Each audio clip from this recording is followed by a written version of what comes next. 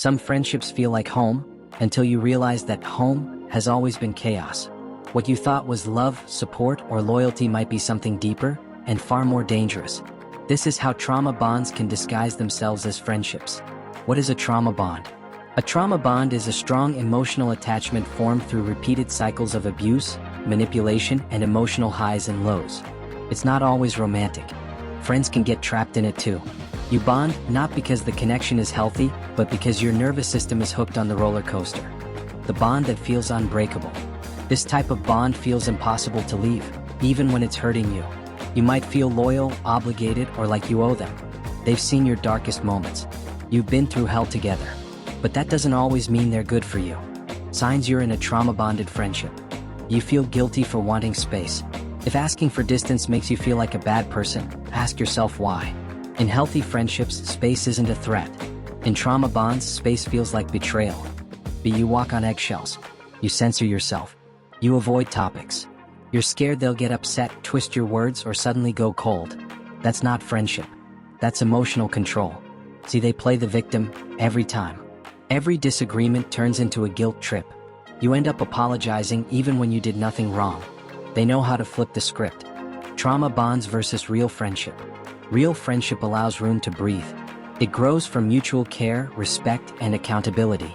Trauma bonds thrive on power imbalances, emotional chaos, and fear of abandonment. Why trauma bonds form in friendships? If you grew up around inconsistent love, you may be drawn to people who give you that same emotional inconsistency. The highs feel like safety. The lows feel like normal. It's a cycle you don't even realize you're repeating until you're knee-deep in it. They know your triggers and use them. A trauma-bonded friend knows what hurts you. And when they're angry, jealous, or bored, they weaponize it. Not always loudly.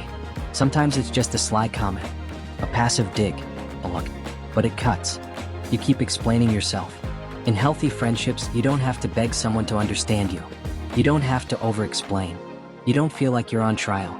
Trauma bonds thrive when one person holds all the emotional power. When loyalty is misplaced. They hurt you, but you protect them. You cover for them. You justify their actions. You repeat, they're not usually like this, even though they are. Jealousy disguised as concern. They criticize your goals, downplay your success, or discourage your growth, but claim it's because they care. That's not care. That's control dressed up in fake support. Their crisis is always more important. Every time you need support, somehow the conversation flips back to them. Your pain gets minimized. Your moments get overshadowed. It's always about their drama. Trauma bonds make you second-guess reality. They make you question your memory, emotions, and intentions. One minute you're sure they're the problem. The next you're apologizing again. It's mental exhaustion. Why it's so hard to leave. You shared memories, inside jokes. Babe, maybe they were there when no one else was. But that doesn't mean they get to keep hurting you. Letting go feels like betrayal, but staying is self-abandonment. The power of naming it. When you name the bond for what it is, you start reclaiming your power. You start seeing the patterns. And then healing begins. Healing starts with boundaries. You don't have to cut them off immediately. Start small. Protect your peace. Speak your truth. Hold your ground. If they truly care, they'll meet you there. If they don't, they'll show you why they never deserved access. You're not a bad friend for choosing peace. Choosing yourself doesn't make you disloyal. It makes you healed. It makes you free. You don't owe anyone your pain in exchange for their friendship. Building healthy friendships after trauma bonds. When you meet people who don't guilt you, who let you rest, who show up without games, you'll realize friendship shouldn't feel like survival. It should feel like safety. It's okay to miss them and still walk away. Missing someone isn't a reason to return to them. Missing the idea of them isn't a sign to reopen old wounds. You're allowed to grieve the friendship and still protect your future. A new chapter begins with truth. Friendships built on trauma can teach us what we don't deserve. But from those lessons, we learn how to build better, softer, stronger. You don't have to repeat the pattern. You get to start again.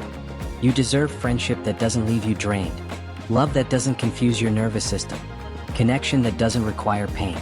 If you've been stuck in a trauma bond disguised as friendship, you're not broken. You're waking up.